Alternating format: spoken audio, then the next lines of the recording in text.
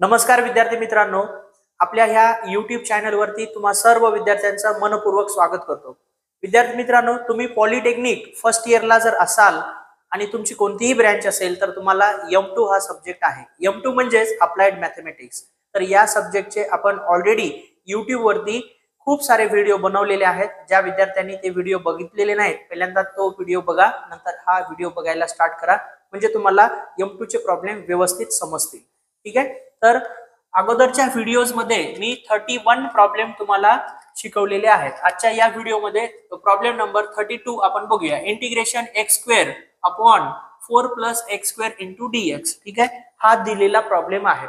मग बऱ्याच विद्यार्थ्यांना आता प्रश्न पडलाय, सर हा इंटिग्रेशनचा प्रॉब्लेम आहे, आता नेक्स्ट स्टेप करायचं काय? ठीक आहे, तर काय करायचं आहे, तर या दिलेला प्रॉब्लेम कधीही काळजीपूर्वक त्याला बघायचं।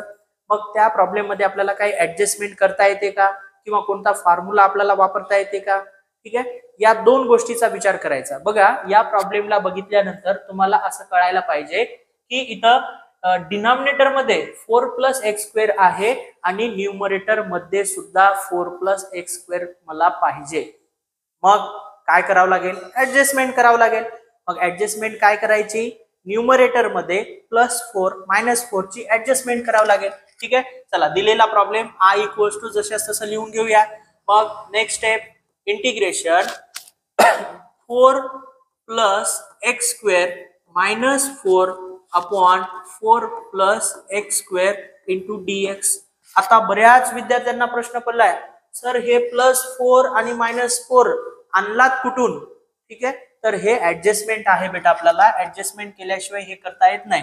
ऍडजस्टमेंट कशी करायची बघा, हा +4 हा -4, +4 -4 0। ठीक आहे, मेन म्हणजे आपण जी ऍडजस्टमेंट करायलो, जी आपली ओरिजिनल व्हॅल्यू आहे त्या ओरिजिनल व्हॅल्यूला चेंज न होऊ देता ऍडजस्टमेंट करायची आहे। बघा, +4 -4 काय होणार आहे? 0 होणार आहे। शिल्लक काय राहिलं? x²। आपल्याला ओरिजिनल काय आहे? x² आहे। म्हणून मी नेहमी म्हणतो तुम्हाला, ऍडजस्टमेंट अशी करायची की ओरिजिनल व्हॅल्यू चेंज होऊ द्यायची नाही, राईट?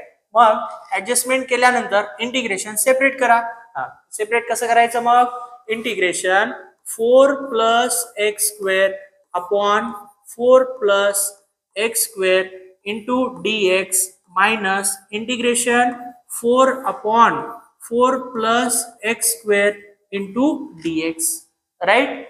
मग काय करायचं रे? बघा या ठिकाणी 4 प्लस x² कॅन्सल होऊन जाते सर, कॅन्सल करून टाका। करून टाकलं बेटा कॅन्सल। शिल्लक काय राहिले इथं?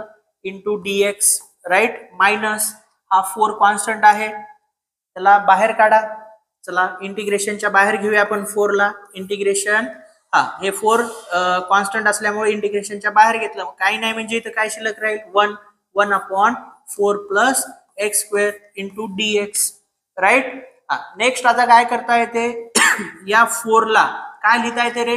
4 ला बघितल्यानंतर तुम्हाला लगेच आठवायला पाहिजे, सर या 4 ला मला 2 चा स्क्वेअर करता येते।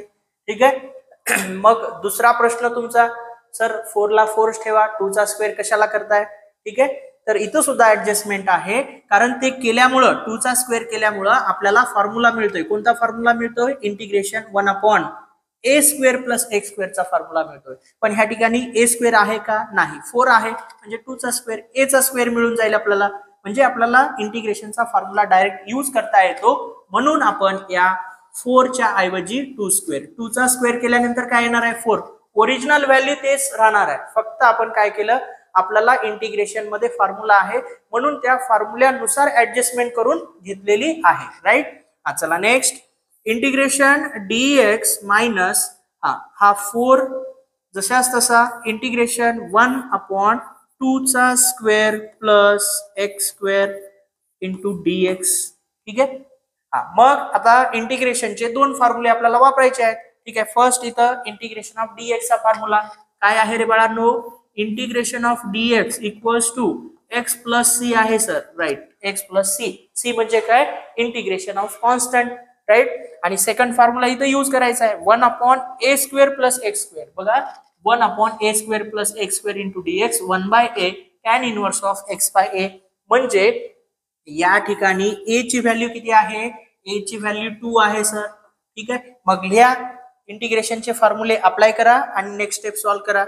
Integration of dx x minus हा 4 याचं इंटिग्रेशन घ्या 1/a. बघा 1/a² plus x² into dx काय आहे 1/a.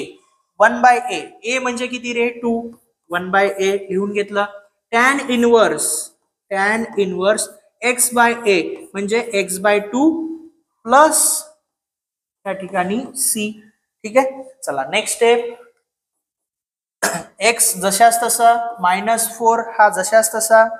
त्या ठिकाणी बघा हे 4 into 1 काय होतं रे 4 into 1 4. 4/2 म्हणजे काय होईल 2 1 जा 2 2 2 जा 4 म्हणजे इथं काय येईल 2 येईल. ठीक आहे, मग डायरेक्ट मी काय करतो इथं 2 लिहून घेतो. x -2 right. x -2 2 into 1 2 येईल राईट.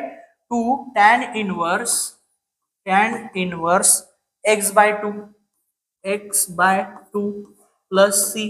आता काही आपल्याला करता येते का, काही कॅन्सल वगैरे काही करता येते का, काही करता येत नाही. म्हणजे आपल्याला हे फायनल आन्सर मिळालेलं आहे राईट. जो काही फायनल आन्सर मिळालेला आहे ते i = लिहून घ्या राईट. अशा पद्धतीनं प्रॉब्लेम आपल्याला सॉल्व्ह करायचे आहे. ठीक आहे, तर हे झालं तुमचं प्रॉब्लेम आणि हे झालं त्याचं आन्सर. तर विद्यार्थी मित्रांनो, असेच तुम्हाला YouTube वरती M2 चे नंबर ऑफ प्रॉब्लेम्सचे व्हिडिओ येत जातील. अजूनही तुम्ही आपल्या ह्या YouTube चॅनलला सबस्क्राईब केलं नसेल तर सबस्क्राईब करून घ्या. व्हिडिओ तुम्हाला आवडला असेल तर या व्हिडिओला लाईक करा आणि मॅक्झिमम तुमच्या मित्रांना या व्हिडिओची लिंक शेअर करा. आणि सगळ्यात महत्त्वाचं म्हणजे या व्हिडिओच्या डिस्क्रिप्शनमध्ये made for polytechnic online classes या ॲपची लिंक दिलेली आहे. आत्ताच लगेच त्या लिंकवरती क्लिक करा आणि ॲप डाउनलोड करून घ्या. त्याच्यामध्ये आपला M2 चा कोर्स आहे आणि त्याची फीस अतिशय कमी आहे. त्या कोर्सवरती सध्या ऑफर सुरू आहे. काही दिवसानंतर ती फीस वाढण्याचे चान्सेस आहेत. सध्या फक्त 999 रुपयामध्ये तुम्हाला तो कोर्स मिळतोय. तर एकदा जाऊन तुम्ही चेक करा. तिथं सुद्धा डेमो लेक्चर दिलेले आहेत. 10 डेमो लेक्चर आहेत. ते डेमो लेक्चर तुम्ही बघा. तुम्हाला जर टीचिंग आवडत असेल, शिकवलेलं व्यवस्थित समजत असेल तरच कोर्स परचेस करा. तर विद्यार्थी मित्रांनो, या व्हिडिओमध्ये आपण इथंच थांबूया. पुन्हा भेटूया नेक्स्ट व्हिडिओमध्ये. जय हिंद, जय महाराष्ट्र.